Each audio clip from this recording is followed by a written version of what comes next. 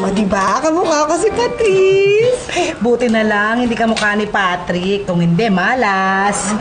Hey baby, bumibisita ka lang dito ha. Huwag kang epal ha. Sige, ano? Uy! Baka magising si Patrice. Ano?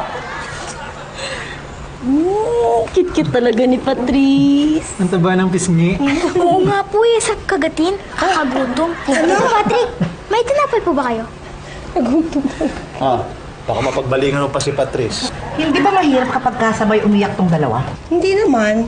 Kasi napagtutulungan naman namin ito ni Patrick eh. Kaya kahit doble-doble sila, okay lang.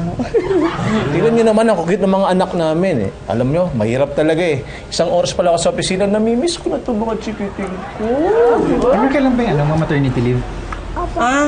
Last day ngayon. Bukas babalik na ako ng work. Kaya ayoko pa sana silang iwan, pero buti na lang. Pupunta dito yung biyenan ko, kaya siya yung mag-aalaga. Mas okay lang. Ay, wag! Baka mahulog ko siya. Baka ba, malapit na mga anak si Bertan, oo. Oo nga, magkakaanak ka na. Tsaka pag nahulog mo yung anak nila, pwede mo nang ibigay na kapalit yung anak mo. Diba?